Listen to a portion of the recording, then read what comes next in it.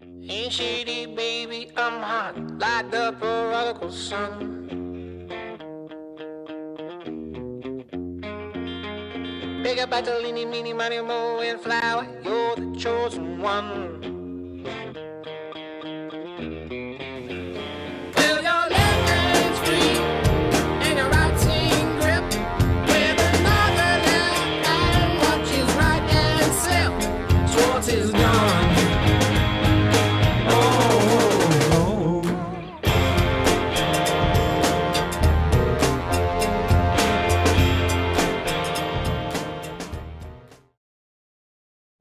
Please stand for the Pledge of Allegiance.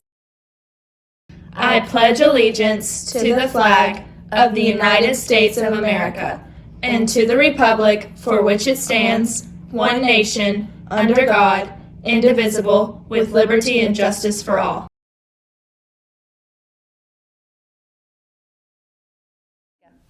Good afternoon, Braves. I'm Brianna. And I'm Chloe. Today is Thursday, September 9th, 2021. Check out this day in history. You're watching Braves TV.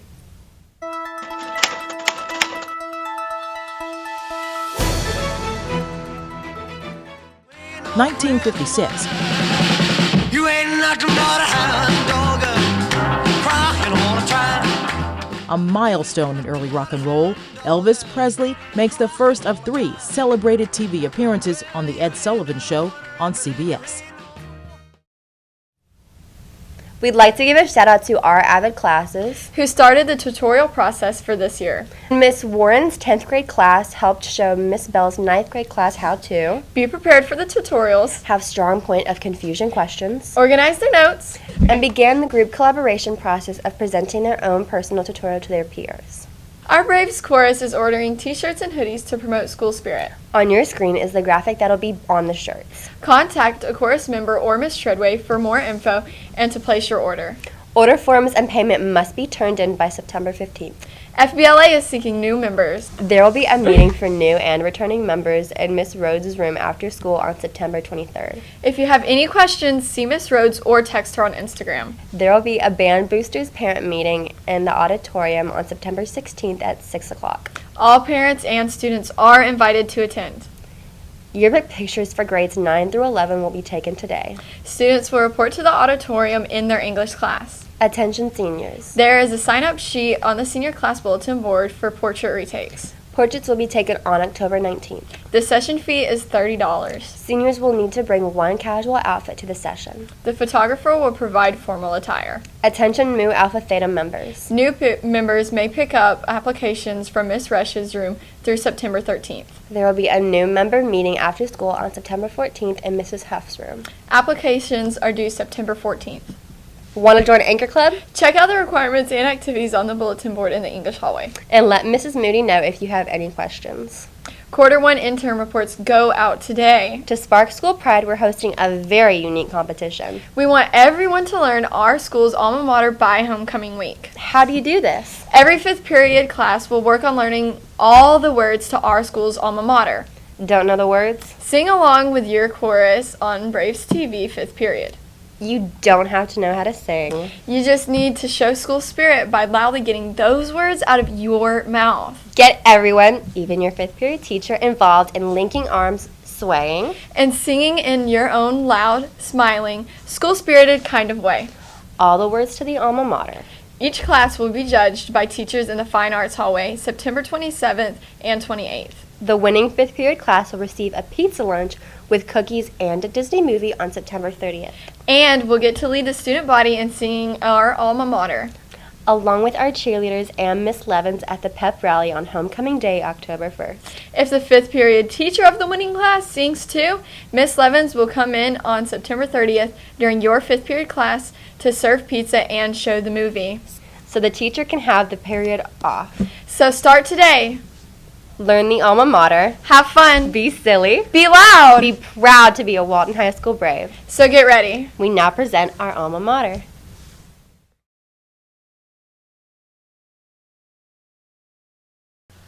Our strong bond shall ne'er be broken, formed at Walton High.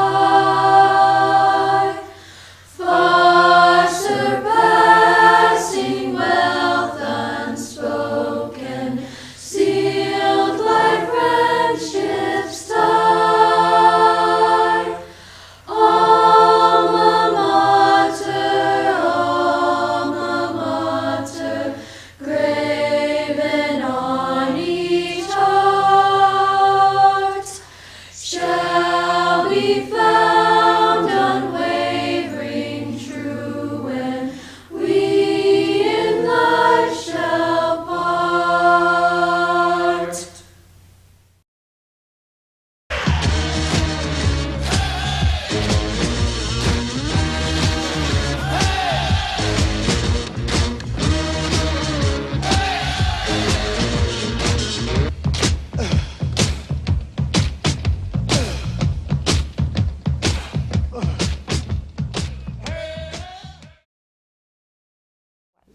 We're closing today's show by remembering the September 11th attacks Saturday will mark 20 years since the horrific attacks on the World Trade Center and Pentagon. and the hijacked plane that crashed in Pennsylvania. These terrorist acts claimed the lives of nearly 3,000 people and injured more than 6,000 others. We ask our viewers to take a moment to remember the victims. And honor the sacrifices made on that fateful day and the 20 years since, We are proud to be in the land of the free, in the home of the brave. and we will never, ever forget.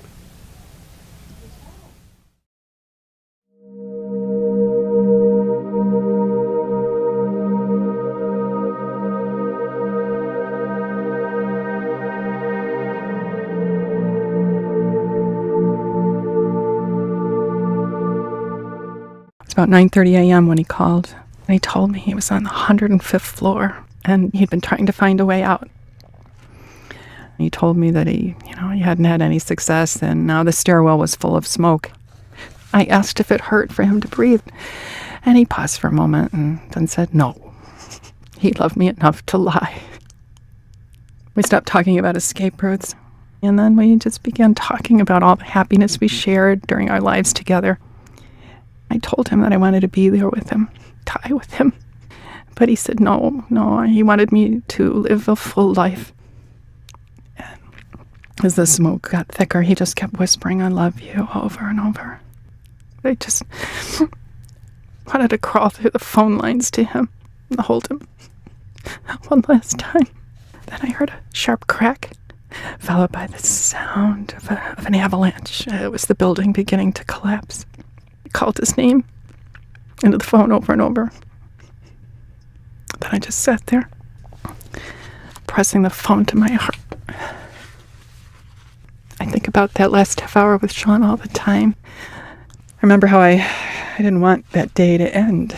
And looking back on all that has happened since he died, and the causes I fought for, and the things I've done, I just think of myself as living life for both of us now.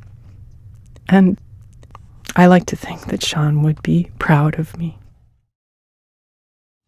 We woke to a bright September day full of promise.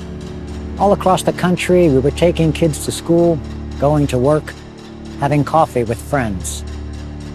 And then the phone calls began. Oh my God, a plane hit the World Trade Center? How could that happen? Are you watching this? Turn on your TV. And a morning that began so sunny and bright was the beginning of America's darkest hours. We watched in disbelief at the flames from the North Tower shooting into the sky, the air filling with smoke, and then Flight 175 flies full force into the second tower. The city's bravest and finest running towards danger to help save those fleeing from it.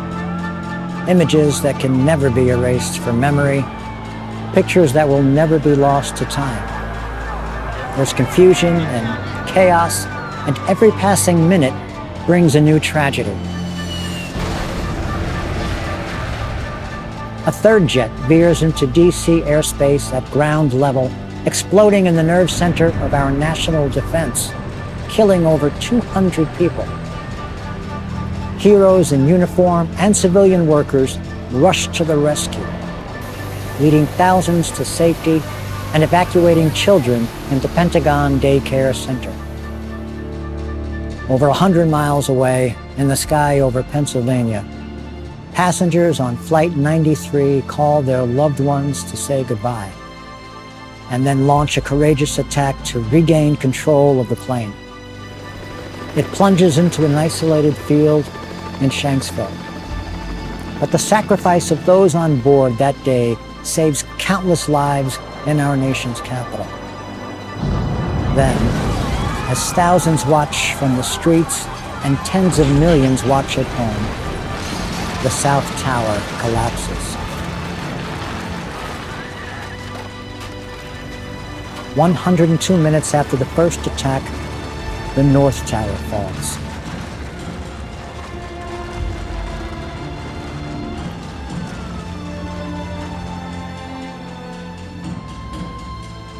In less than 2 hours, almost 3,000 human souls were lost.